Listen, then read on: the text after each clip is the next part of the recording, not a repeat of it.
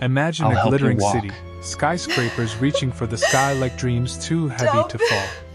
Now picture this, on the 41st I'll help you floor, walk. in the most what powerful happened next office will in the leave you district, speechless. sits a woman in a red dress, Stay with elegant, me. untouchable, but broken. Her I'll help name you is Arya walk. Vale, And what happened a next CEO will with leave you eyes sharp as steel speechless. and a face made of pure Stay power. with me. But her legs? They rest motionless I'll on a help you wheelchair. walk. Doctors said she would never walk again. Employees whispered she had become a statue of who she used to be. What if I told you one man, one ordinary janitor, looked at her and said the words that changed everything? I'll help you walk. She laughed at him, then cried. And what happened next will leave you speechless. Stay with me. That morning, Evan Rock walked in, worn shoes, blue overalls, shoulders tired from carrying the world. A single father who cleaned floors at night and packed his daughter's lunch at dawn. The world hadn't given him much, except resilience. He saw Arya struggling to sip water without trembling. He knelt beside her chair and whispered, gentle yet firm, I'll help you walk. She laughed, a bitter laugh, cold like cracked ice. But when she looked into his eyes, something inside her, something long buried, trembled. Not her legs, her hope.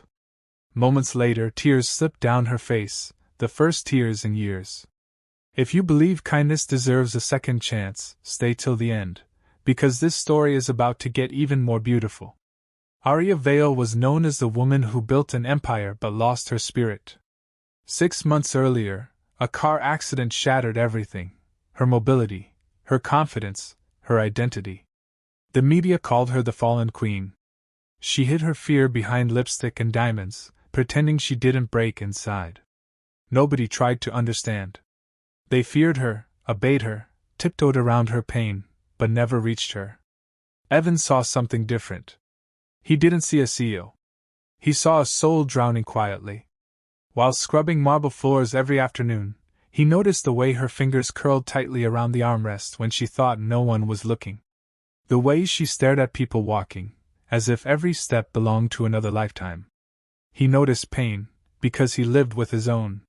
His wife had passed away young, leaving him to raise a little girl named June, who still asked why some families had 2 parents, and she only had one. Evan never answered. He just worked harder, loved deeper, and hoped silently. So when he told Arya he wanted to help her walk again, it wasn't arrogance. It was empathy. He had no medical degree, only determination. She nearly dismissed him, humiliated that a janitor believed in her more than she believed in herself. But that evening, as the office emptied and silence filled the room like mist, she agreed to try, just once. Their routine began the next day.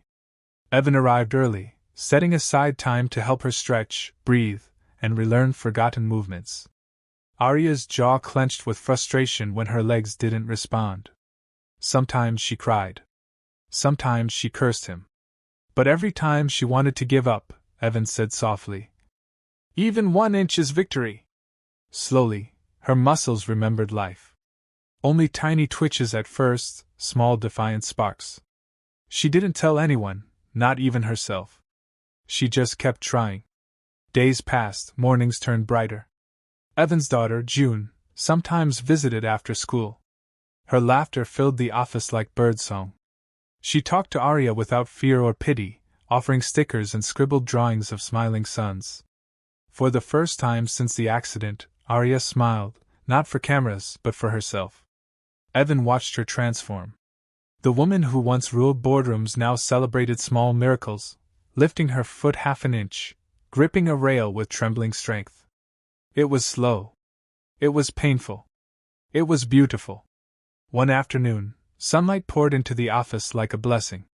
Arya gripped the parallel bars, her whole body shaking.